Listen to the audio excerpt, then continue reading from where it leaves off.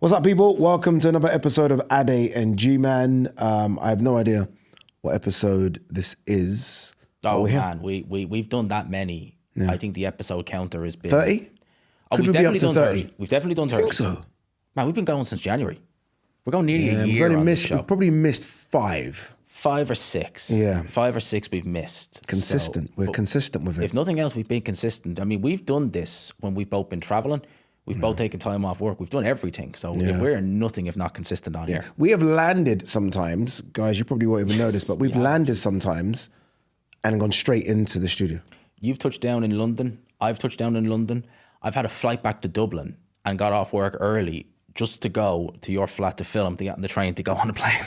Yeah, that's what we've done. It is a bit to crazy make this show work. It is a bit crazy. All right, as always, as we sort of said, okay, let's do this a few days ago, in my head I was thinking, not much to talk about, but we could always stretch it because that's what we do, right? Mm-hmm. And then all of a sudden, there's this like grenade that just drops into the world of boxing that nuked Ben Shalom and box. That's not funny, you're laughing. I like Ben. Ben's a good friend of mine. But nuked Ben Shalom and all of a sudden, I'm sorry. It is what it is. This is the world of boxing, right? Ben would do it if he could do it as well, the opposite way. Man. It's dog eat dog. But before we get into that, obviously I was in Nigeria.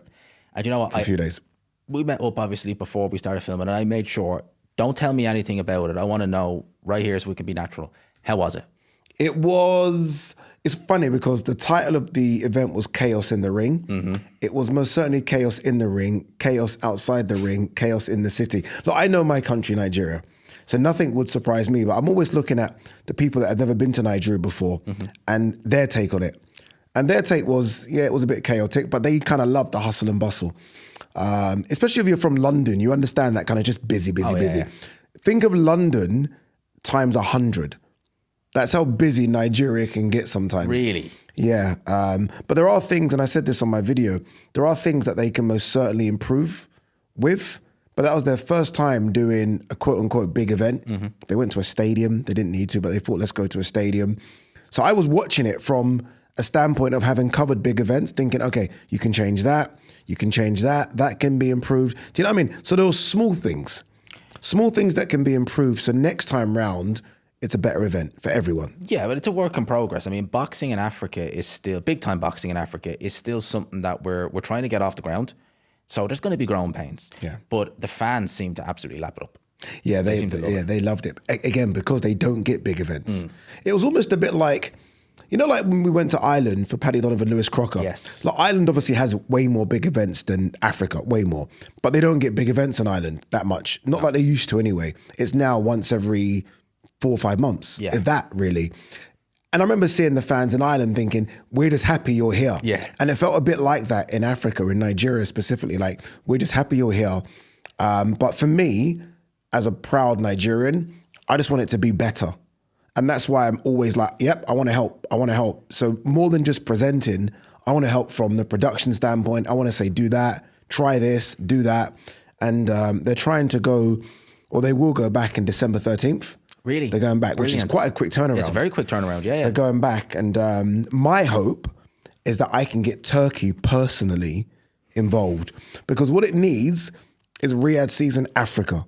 Oh, it needs Riyadh season Africa because then you get the investment and then all those things I just spoke about get cleaned up immediately. Exactly. Because you just drop a bit of money to the right person because you don't want someone to pocket it and they just fix it all. They just fix everything. And that's what I want to get involved with. Because if Turkey does drop money, I want to make sure that money goes to the right places. Facilities, the boxer, camera equipment, you know, all the right things. Not someone trying to take 50% and then we're kind of left to square one again. Yeah, like you spend all that money, but you don't know as much of a difference. Yeah. I absolutely love the fact good that shout, we're getting big Riyadh shows season there. Africa. Yeah, I'd love it. Well, this is what I was going to say, right? Boxing is a world sport, right? So as far as I'm concerned, if sanctioning bodies, Riyadh season, if it's a worldwide sport, Africa is a continent, it's part of this world. We need to have big shows on down there. And 100%. it needs support, 100%. We do it in Asia, we do it in the Middle East, we do it in Europe, America, South America. Africa's there too. Yeah, and there's far too much talent. Forget the talent of sort of African heritage. So Italma, Okoli, Adelaide, AJ, F.A. Jagba. I mean talent on ground. On ground. On ground that don't need to come to UK or the US to earn money. Like, let's, start something there so that they can make money. And look, if they get to a certain stage where they have to go to the UK or US, fine. Of course, yes. But that shouldn't be the first thing they think about. But they do need big investment. There's a few people obviously chucking money at it. I think the government are involved as well. Ade Gman is backing it. The promoter who was doing it. So there's a lot right with it, but it does need a lot of money to kind of make it be a regular thing and not just a one-off thing. Well, hopefully, as you say, December 13th, if Turkey... I'd love to get you out there. I'd love to, man. I would love it. Would you, could you possibly get out there for December 13th? Yes. Dude, then I will try my hardest to make it happen, where obviously you don't spend a penny and they bring you out there. I would. Because I think you'd love the experience. Get you a couple of Nigerian ladies as well. Oh man, that'd be lovely, wouldn't it? You'll be getting married off. Oh my God, can you imagine? You'll be getting married off. Oh, it'd be incredible. You to thank for that. Oh, crazy. All right, anyway, enough of that. Let's get to the big news. Let's get to the big news. Ben Whittaker has signed with Matchroom. The announcement of this, I thought was sensational. The 2 or 3 videos they've released, I thought have been... that Show Me the Money one, sort of mimicking Jerry Maguire, Cuba Gooding Jr. was probably the greatest release video I've ever seen. Eddie Hearn taking inspiration from Turkey with these, because that's the one thing Turkey's been neglecting is these big videos, these big video packages. I loved it.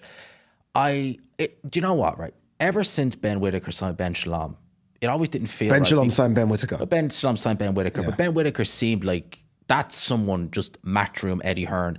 That just fits. Okay. You look at Ben Whittaker's personality, the way he is in the ring, and you think, that's an Eddie Hearn fighter. Yeah. That is an Eddie Hearn fighter through and through. What the hell are you doing with Ben Shalom? No offense. But it's a match made in heaven. Yeah. And I don't mind the fact that Ben had him first. No. Because sometimes you've got to go and shop around, right? And see what else is out there. Ben had him first. They did okay with each other. Yeah, make good money with Sky. Yeah, exactly. He got paid. Very well paid. Ben Whittaker got paid. But you're right. Eddie Hearn is so charismatic. Mm-hmm. And Ben Shalom might get to be that in a decade. Eddie's been doing this a long time. Probably not. Big might, right? But Eddie Hearn is so charismatic. And Eddie Hearn, I'm telling you now, will say, I've got one of the best light heavyweights in the world. That's what he's already been saying. That. Has he been saying that? I did a video yesterday and I read the full statement. And even I was like, well, that's hype if ever I seen it. I was like, it was proper. I was like, you do realize you have Callum Smith and Craig Richards, and he's like, this is the best light heavyweight. And I'm like, whoa, hold up. He's only just fought Liam Cameron, but straight away, that's Eddie Hearn's thing. Straight away, the hype is real. The hype is there. They're doing a big press conference on October the 17th. That's the day Kieran Conway's fighting George Littard. So they're making a day of that. Now, how often do you see for signings like this an actual press conference for it? It's very rare. You know how crazy this is? So that news got kind of dropped yesterday about 7:30. Thereabouts. I spoke to Ben or messaged him about 3 o'clock. I was like, Ben, look, let's circle around. I want you to come down to the pod. I want to sit down and do an interview with you. I'm not going to ask you anything about your promotional stuff because I know that's quite difficult right now. That was me assuming it's still like up in the air. And he messaged back saying, yeah, look, whenever you want. I'm like, why did you not tell me about this news, Ben? Like, I was desperate to know. People think I knew, and I'd absolutely that did go into my mind. I was like, I wonder did I know anything about that. Nothing. Really? And you know why I knew nothing? And I said this on the live yesterday, was because Ben Shalom released that photo, didn't he? That was it. Saying that November. So yeah, he said he'd be doing a show in the Midlands, most likely Birmingham, in November, BBC, and Ben Whittaker be on it. So you look at that and you're thinking, oh, but he's just going to be on BBC. 100%. Yeah. 100%. And then when I saw the Turkey photo with Ben Shalom, yes, I thought, okay, that means he's now got the backing to pay Ben Whittaker. That's it. So I thought he's got the backing to pay all the fighters. So for me, it made even more obvious sense that Ben Whittaker's now staying with Ben Shalom. Exactly. So if he's only on maybe one BBC show, he could be on 2 Riyadh season shows. Bang. So you're thinking, oh, yeah, grand, makes sense. Yeah. And then this happens. And that wasn't that long ago. So that implies to me that this was a very quick kind of, he's there, he's gone, he's with Eddie. Yeah. It was like that. I feel like I know when it happened. Really? What do you think? Because I remember there was a show in Japan, Sugar Nunes. Yes. Sugar Nunes fought in Japan. Eddie went there. And I remember reaching out to Ben. So I talked to Ben quite a lot, Ben Whittaker.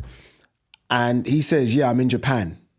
So he was there just because of a holiday. Nothing, but he was at the fight. There's no way They didn't have a conversation then. There is no way they didn't have a conversation then. Like, look, what's going on? What's going on with the contract? What's happening here? So little feelings. And so that Sugar Nunes fight was about 4 months ago, I think. So I wonder if it kind of started then. And maybe it takes that long to kind of get it over the line, because I'm guessing this wasn't easy. Because Ben Shalom would have fought to keep him, right? He would have fought tooth and nail to keep him. Oh, dude. Tooth and nail. Like, that's the jewel in the crown. Well, this is what I was saying. I did a video on it today. Basically, the word. What was the title of your video? This is getting sad. Okay. Simple. This is getting sad now. And the reason why is because Ben Shalom, it's not even just Ben Whittaker, right? Over the last 3 years, I'm going to name a few fighters that Ben Shalom has signed and has lost. Jack Catterall, Hughie Fury, Michael Hunter, Joseph Parker, Ben Whittaker, Vidal Riley, Joshua Boazzi, Lawrence Okoli. Need I go on? That's not good. Wow. That's not good. Didn't realize it was that many. That's not good. And I'm forgetting, I'm missing a few, right? That's not good. Yeah. Right? That's really not good. And the fighter you basically got since he was pro. He turned pro to fan acclaim because people were talking about him from the Olympics. All this flashy style in and out of the ring, millions of views online. Basically the guy who, when you think a boxer, you think Ben Whittaker. He's one of the names. Yeah. And now he's gone. And now that roster, and bear in mind I named people like Joseph Parker, Jack Catterall, etc. They're all gone. No offense, but you're left with Adam Azim, Lauren Price, Caroline Dubois, Jamie TKV, Fraser Clark. Really, that's it. CBS as well. That's it. I mean, it's thin on the surface, thin on the ground. You can do 4 shows a year on BBC with that, but you're not going to go and make any headways into the actual world of boxing with just that roster. Yeah. Okay, then. So do you not think with the backing of the Saudis and the Riyadh season investment, that's what I'm believing it is, don't you think he can re-sign some fighters? No, because again, if you think of it like this, you fighters like Jack Catterall, who signed with Ben Shalom, never even made their debut with Ben Shalom. Like, he never fought under the Boxer banner. Joseph Parker had 2 fights. One of them was on a Frank Warren show when he got knocked out by Joyce. The other one, he fought Jack Massey. Gone, see it, bye, signed with Frank. Fabio Wardley, another one. A 1-fight deal with Boxer. And straight away after that, he was saying, I want to go back to Eddie Hearn. Yeah, he ended up going, this is not a good look. That tells me that it could look all good on the surface, but there's obviously something fundamentally wrong in Boxer if this is happening. If fighters are doing 1-fight deal and they're like, right, I want to go elsewhere. I want to see somewhere else. Even Vidal Riley. When they're making it sort of vocal publicly. Exactly. Like Vidal made it vocal publicly, like, I'm a free agent. Yeah. And I think that's a bit of a problem as well. When your top brass fighters are basically asking to be signed by other people. Do you remember, was it the show in Bournemouth that Adam Azim was at? It was a Frank Warren show where Adam Azim was obviously, we know he's still a boxer, but he was, kind of to Frank, cozying up to Frank. That kind of tells me that, not all is good with Adam Azim as well. If he's cozying up to Frank at one of his shows and kind of like, are you going to sign me? I think he was being facetious. Yeah, and I think it was more him and Hamza. Yes. Having a back and forth and joke and Hamza. Still. Yeah. No, you're right. It doesn't look good. It doesn't look good. And look, I guess Ben Shalom's got a lot to figure out here because, again, you're losing your biggest stars. It's one thing sort of, if other fighters go because they're not happy with getting dates. But when you're losing your biggest star, and Ben Whittaker's your biggest star by some distance. By a country By some distance. But he also, in landing with Matchroom, could be one of the biggest stars Matchroom have as well. Like, I was thinking about this. How many... Trick question, or not trick question, just a casual question. How many boxers would you say are sports stars? Now, when you think of, and in England, in the UK, removing Fury and AJ, because they're too obvious. How many would you say have crossed over? So they're not just boxing stars, they're sports stars. So they're out of the boxing bubble. Conor Benn and Chris Eubank. Yeah, fact. Conor Benn and Chris Eubank, definitely. Yeah, I think other sports stars know who they are. Yeah, exactly that. I'm not going to say a Thelma just yet. Not yet. I don't think he's quite there. Still a bit too early. Derek Chisora. Yeah, 100%. 100% Derek Chisora. 1 gazillion %. Maybe in his day, Dylan White. I don't know about now. Even now, I think most would still know who he is. It doesn't go. No. I mean, it doesn't, he's not a big star, but people still know who. Like, White walks on the street, people are going to know who he is. People straight away going to know exactly who that is. I can't really think of any after. I would say, obviously, but Ben Whittaker. He comes into it because people know who he is. Is Hamza that? I don't think, not yet. I think if you sent him into Ilford, East London, he's going to get swamped. But I think after that, you'd be touch and go. I think he's on the cusp, Hamza Shiraz. We lack a lot, don't we? We do. If you would ask me that question, say 2018, 2019, there would have been fighters who probably weren't even world champions who you maybe could have made the argument certain people will know. Like Callum Smith, I wouldn't put him down on that list. Yeah. And that's a great fighter. I wouldn't put him. Boazzi, no. Coley? No. I do think he is one of them. I do think Ben Whittaker is one of them. People know who he is. You see the clips of him just doing some, moving around the ring of the amateurs. A couple of million views, people talking about him since before he turned pro. People were talking about him. So he's made that transition to being sports star. I think that's why it was such a big signing for Eddie. I think that's why they made such a big deal in it, just because of that question I asked you. There aren't that many boxing stars who cross over to other people that don't watch boxing, whereas Ben does. And I think that's why it's such a big signing for Matchroom and such a massive blow for Boxer. It's such a big signing for Matchroom because I said this as well. AJ is coming into the end of his career. Whether we want to admit it or not, we're maybe got 2 years left of AJ, potentially 2-3 fights, potentially. I think Katie is going to retire. Conor, if he loses to Chris, it could be up in the air, but really, where are we going with Conor? How long do we have with him? You take those 3 names out of the equation, certainly in the UK, never mind the US, but in the UK, Eddie Hearn has nothing.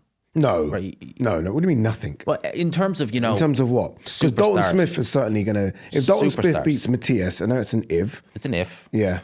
I think he could do numbers up there. No? I'm talking about universally. Okay, yeah. So like if you want to talk about like Josh Warrington, right? Yeah, he can still do numbers in Leeds, but I'm talking about as a whole. We're talking about superstars. The 3 of those, you could say they're his superstars. He doesn't have any after that until Ben Whittaker came along. Yeah, that's true. And he needs that. Yeah, that's true. He needs it badly.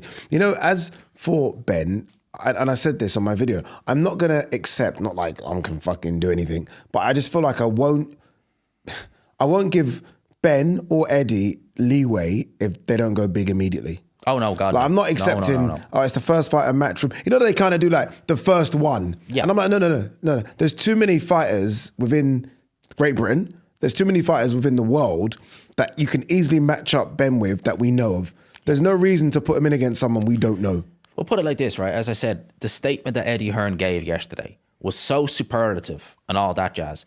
I expect nothing less than a Craig Richards type fight. No, if you put him in here with some area level after all that superlatives, he's one of the best fighters. It's like, well, why isn't he proving it then? That's so risky. We need to. I'm telling you now. That's so risky. If Eddie, I think if I'm a Craig, because I've said Craig a few times. So Craig's heard his name a few times. Like, okay, you want to put him in with me? If I'm a Craig, and I've just made the signing that Eddie's signed, it's risky, dude. Like Craig could beat Ben. He looked very good last time. Craig could beat Ben. Very good. Don't remember, Ben's a favourite, right? Because Craig at the end of the day is coming to the end. I think Craig's like 35, 36. Very tough. Never stopped. Ben should be beating Craig, but Craig could beat Ben. That's the thing. Yeah.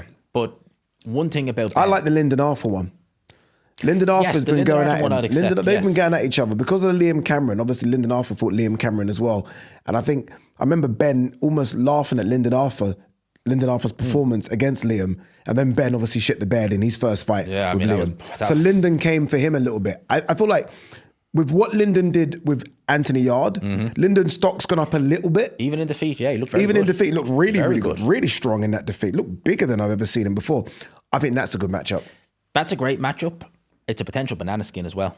Because they're all banana skins. They're all banana skins. They're all banana skins. We have to remember, although he looked good in the Liam Cameron rematch, he looked terrible first time around. He was lucky to get away with a win that night. Yeah. Now, I think that was largely down to Ben Whittaker really just kind of, I think, getting proper ego out of control. He had no real trainer, for God's sake. Remember it, yeah. He has Andy Lee now. Andy Lee is not going to take any nonsense from him. And we've already seen the benefits of having Andy Lee in there. So I think any fight now where you mentioned Craig Richards, Lyndon Arthur, I'd be making the Ben Whittaker we have now, I'd be making him favourite in both those fights. Yeah. I don't know what Matchroom's schedule is coming up.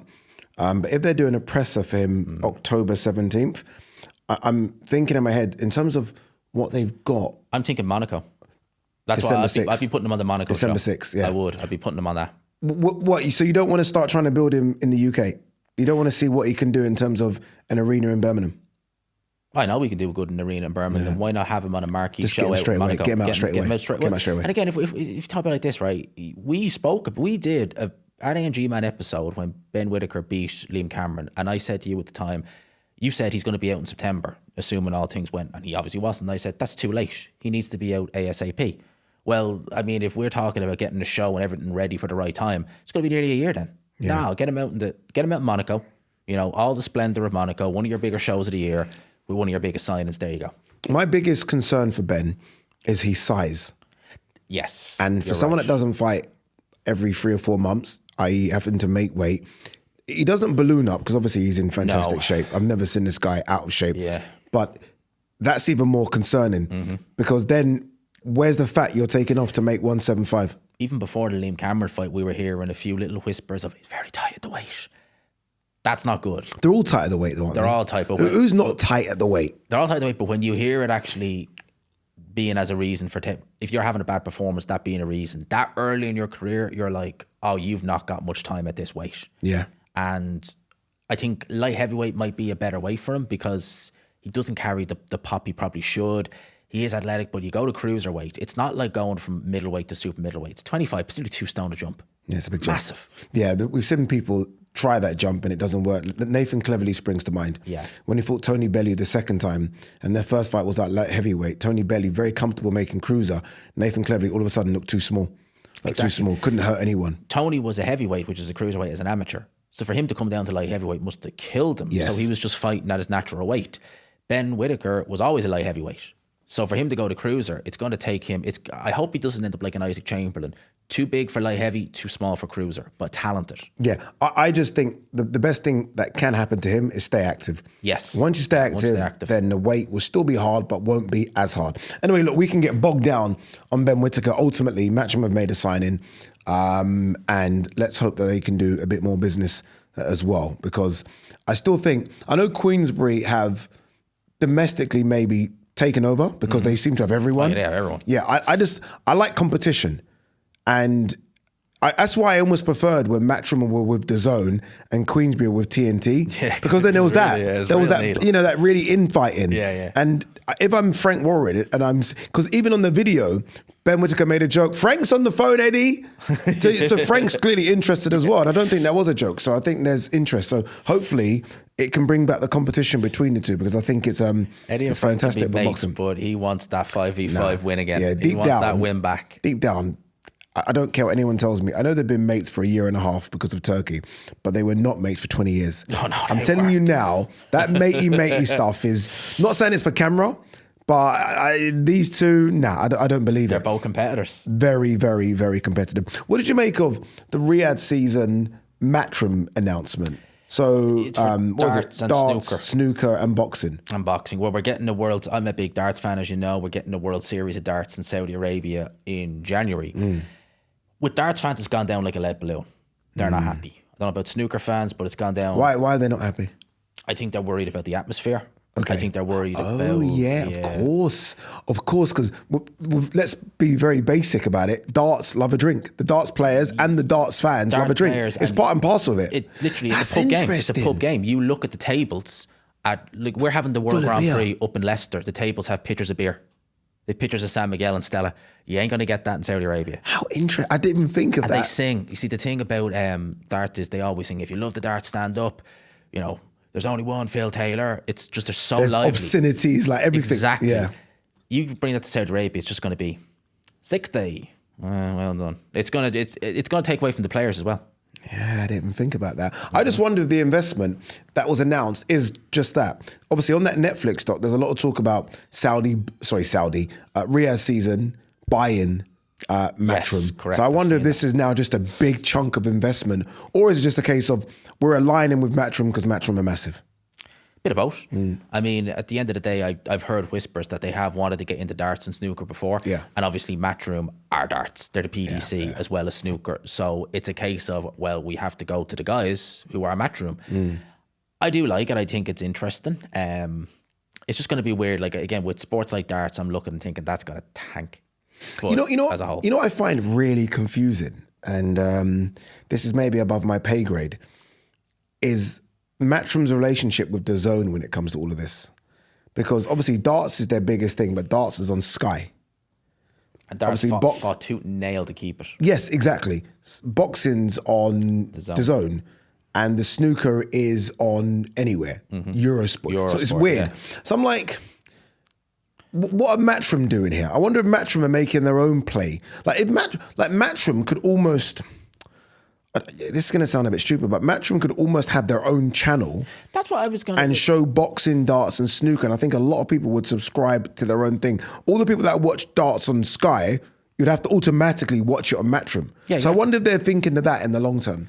Well, it shocked me because, like, as I said, with Sky Sports, when they left or when their contract ended, I was like, oh, they are definitely going to the zone 100,000,000%. Yeah. And they re-signed with Sky. And I'm like, this is like, you are going to drive so many subscribers as well if you get darts on the zone. It's like, it's 100%. A no-brainer. Like, I can't imagine how someone at DAZN haven't been like, yeah, that package, we need it to include darts. Yeah. Luke Littler, like, we don't biggest just star want, in oh my darts. God.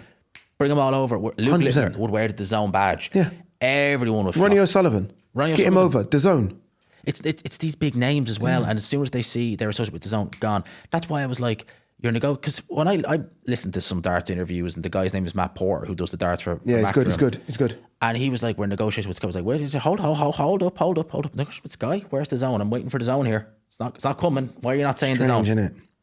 Yeah, I find it very strange. But look, we'll wait and see how it plays out. I just feel like if I'm the zone exec and you hear the numbers that Barry Hearn was talking about that darts does, it's crazy. I'm like, yeah, I kind of need those numbers on the zone. The world champion this year, well, technically next year because it'll be January, is going to make £1 million. £1 million for the world darts champion. And that's But it's not even that though. As you know, look, you know more about darts than me. It's the Premier League. Premier League. Massive. Yep, Premier all the League, tournaments massive. all over the world. They're enormous. They draw enormous. They even do insane ones in names. America now where they're growing it. It's almost like, if I'm DAZN, the boxing's one thing, right? But if I'm DAZN, I want some of that darts. So I don't know when it runs out with Sky, but if I'm DAZN, we're like, It's a 1 long-term second. deal now, so it's. Is it? I think it's at least 4 or 5 years. Like, it's Don't just- Matchrooms deal with DAZN run out in like 8 months?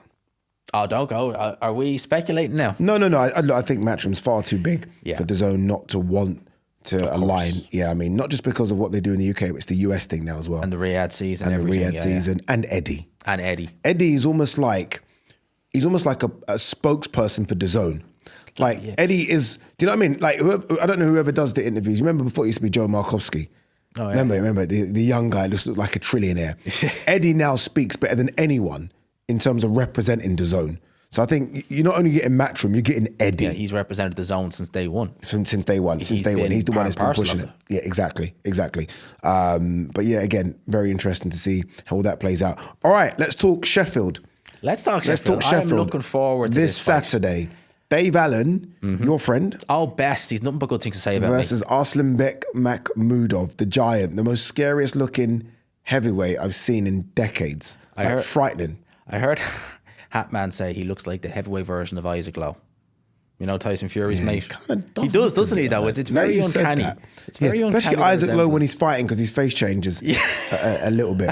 I'm hearing they've done 9,000 tickets. So am I. I'm hearing it's Wow. going to be a sellout. Pretty much a full house, yeah. Full house. Listen, I'm looking forward to this fight because it's so intriguing because it's just such a random match to make that you didn't have to make. Apparently this was one of the options. Dave Allen didn't have to take it, but he chose the biggest puncher and kind of it's a weird one for me. I've got Dave Allen as favourite going in. Really? Yeah, I'm picking him to win this fight. I looked at Why? it. I looked at it on paper and I said, you know what? If Dave Allen, basically Arslanbek Mcmudov is going to probably do what David Price tried to do, just keep him on the end of a jab and just because Dave Allen has a tendency to go into sparring partner mode where he doesn't let his hands go. But I think Mcmudov is just way slower than David Price, and he's more of a plotter. Yeah. Dave Allen will find it easier to get under that jab. He couldn't get through David Price's jab. David Price was just like, and he's taller. David Price, he was like, you ain't getting near me, and he ended up getting picked apart. I think Dave Allen will find his body. He'll outwork him, and we've seen Mcmudov. He's so limited when a fighter just puts a bit of pressure on you. He hasn't a clue what to do. Yeah, but I think we're saying that based off what Caballel did. Yes. Dave Even Allen ain't no Vianello. Caballel. Even Vianello. Even Vianello to be Vianello. Yes, you're right. Dave Allen isn't either of them. He's not. Like, I want Dave Allen to win.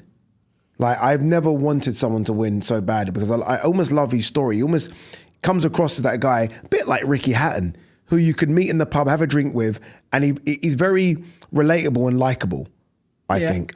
But I do have my concerns, and my concerns stem from the fact that he beat Johnny Fisher. Yeah, but there you go. And as much as I think Mcmudov's limited, he's better than Johnny Fisher. Listen, He's better than Johnny Fisher. Mcmudov, one-handed could beat Johnny Fisher. That's Nah, how big stop of a it. gap. Stop That's how big it. of a gap. I'm Jesus telling you, that's how big of a Christ. gap it is, right? Yeah. So it is a massive jump up. It absolutely is. I just think he's just too slow and limited. And I think that Dave Allen, my one concern... Is Dave Allen fast? Oh, he's not fast, but he's fast enough. He's faster than Mcmudov. Yeah, he is faster. You don't have to be. You don't have to be Pernell Whittaker speed to get past Mcmudov. My biggest concern is that he's done this weight wrong. He's looking lean, but I'm seeing him in sweatsuits. Why am I seeing a heavyweight in a sweatsuit? Why am I seeing a heavyweight trying to take all this weight? Because only 2 months ago we had a protruding belly. It looked like he was pregnant. How in God's name have you taken all that off so quick and expect you're going to be fit or like fully, ready to go? I don't think he's taken off as much as people think. I saw a video of him the other day. Yes, I do. I honestly think it's a bit of catfish. Remember when Andy Ruiz was doing that prior to the second AJ fight? He put those Tinder girls to shame. Yes, I think there's a bit of catfishing with Dave Allen. I think the team up there of Jamie Moore and Nigel Travis are quite wise and smart to it. And I think there's a bit of that. And then I think there's a sweatsuit, and then there isn't. I honestly think a lot of things have been done for cameras. Because when I saw a video of him, I was like, it doesn't represent the photo I've seen. You know the photo that I think you even posted? Yeah. The video I saw didn't look like the photo I saw. So I was wondering, either the photo's edited or they're playing around with us here a little bit. I think he's going to come in not too dissimilar to what he did against Johnny Fisher. He was in the terms of weight. 260s against Johnny Fisher. You think he's I think maybe there? 250s. Because you're right, it's a speed thing with Mcmudov, but there has to be a size thing where you have to be able to push Mcmudov back a bit. And that's easier said than done. Easier than done. Caviar was able to do it. Yes. At times where he pushed him back to the ropes and started chopping the tree down. But you need to kind of enforce yourself a little bit. And I think he might need to play the size game a little bit to do it. That's easier said than done because Dave Allen has never been the most physical heavyweight in the world. Yeah. In fact, I don't recall him ever really showing massive physicality in there. He's always looked to land the body shots. Actually, the only time I've seen it was against Johnny Fisher. It's the only time I ever saw real physicality. I still think he'll have enough in the tank. I think Mcmudov, we've seen how limited he is. Like, we really have. He is a very limited fighter.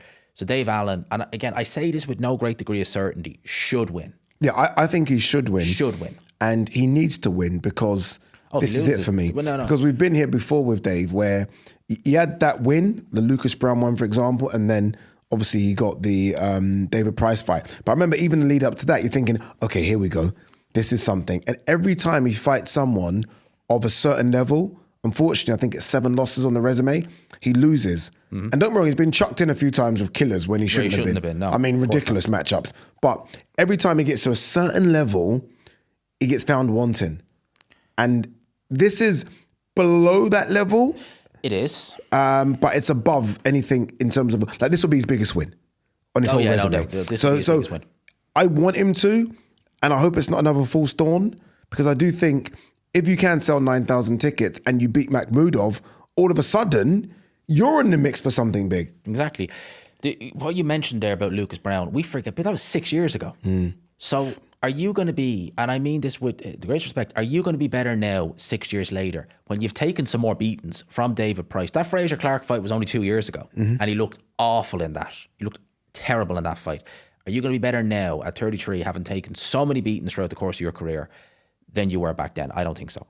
I think he's living better.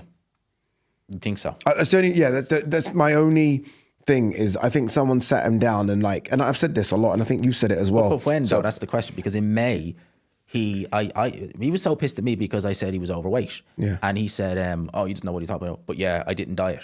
Yeah. So like if he's living better, is it only recently? Yeah. There's no point doing it now. No, literally only recently. Yeah, certainly only recently. I think that Johnny Fisher win has sort of reinvigorated his career. It's given it the kickstart again. And not only that, but hopefully, and look, I don't know how true this is, people around him have been like, dude, there is one chance here to make some real good money. Like, this is the worst time not to take the heavyweight division serious because less talented people are getting paid. Oh, like, you don't have to be that good now to get real high 6 figures, maybe even 7 figures. And again, if you can sell the tickets, you got a bit of personality, you get a big win. If he knocks out Arslan Mcmudov, his next fight could be 7 figures. Oh, easily. And it could be on a Riyadh season show. It could be in a very, very big fight. And it depends on what Dave Allen wants to do. Does he want the money? Does he want to chase things? Because honest to God, right, if he beats Arslan Mcmudov and, you know, there's an opening next year, if I was Frank Warren, I'd be saying, let's do you versus Telma. And you get good money for that. Well, you get a 10 rounds. You get a 10 rounds. So that means you're trying to, because Telma beats Dave Allen, you're trying to say it ends after one fight. Not necessarily that it ends after one fight. I mean, if you give a good account of yourself, Turkey is willing to keep you on. I mean, Turkey will keep. If you now, you got a good point. I mean, he's never going to become a world champion. No, God, so no. if the aim is to make money, make it as quick as possible and as much as possible. And maybe it is that, yeah. You're a big name against another big name. And Turkey would absolutely. So is that the love fight you would match him up with? Because I was going to ask that question, because obviously Deontay Wilder's name's popped up so many times. If he were to beat Mcmudov, and both of us think he will, yes, you would say Italma. I would say either Italma. I'd actually take Dave Allen over Wilder right now. That's how bad Wilder's looking. Okay, but that's not the question. No, I would do Italma. I would do Italma or potential. No, he's retiring. Chisora's going to retire. So he says next fight. Because I was going to say Chisora maybe, because that'd be a big domestic fight. But no, I'd say Italma. Italma, whether it's in the UK or Riyadh season, that'd be the right one. Italma has his December 13 fight, and then next year, Dave Allen. And think of it like this, right? By then, the heavyweight division, we don't know what's going to happen with Usyk. He could have vacated. That could actually turn out to be for maybe an interim belt or a crack at the winner of Joseph Parker. So you actually could be one fight away at that point from a world title fight. Not saying he beats Moses Italma, but just, he's got two hands. He has a chance. Yeah, probably needs a bit more than two hands to beat. I know he needs a certain Moses Italma. But you kind of need a lot more to beat Moses Italma. But who knows? You want to get him when he's green. On this heavyweight landscape, very quickly, this is just broke as we're filming this. Daniel Dubois has accepted, because you did a video of everyone ducking Frank Sanchez. Daniel Dubois has accepted the offer from Frank Sanchez for an IBF final eliminator. I did not know that. Yeah, just up here. Yeah. Oh, okay. Yeah. What do you make of that? Wow. Has Daniel Dubois accepted it, or has his dad accepted it? If his dad's accepted it, Daniel Dubois is fighting. So that's all we need to know. I don't like that fight for Daniel Dubois. Why not? I think Frank Sanchez could move around Daniel Dubois and outbox him. Frank Sanchez, I've always said this about him, he's a dark horse. Don't be fooled by the Caballel fight. Man was clearly injured. No, he clearly injured, or is he just a lot older than we think and clearly on the decline? Well, a lot older than we think, probably is older than we think. Yeah. But injury's an injury. If you're a fighter who relies on your legs and you lose one of your legs, you're done. But a fully fit, we saw all the stars aligned when he fought F.A. Jagba on the Fury thing. Fury, Wilder undercard. He looks so good. You look at him and you think he gives every heavy, including Usyk, fits. Not saying he beats them, but you look and you think he's going to give them fits with that style, that speed, the counter punching, and he's got pop there when he wants to use it. Fully fit Frank Sanchez. If it's Frank Sanchez who fought F.A. Jagba, he beats Dubois. He beats Dubois, dude. If it's Frank Sanchez that fought F.A. Jagba, he could beat everyone. Yeah, I'm high on Frank. I just wanted to see where you were going with it. Yeah. I'm high on Frank Sanchez. I think Frank Sanchez is a problem. Like, I was so convinced he was going to school Caballel. So was I. But then, I knew something, and I said to Chris Mannix this. We were in the same hotel, same gym, and he had that big pad in that hotel. Why were you telling me I think I told you this. You told me that story. So I remember thinking, why is he wearing that?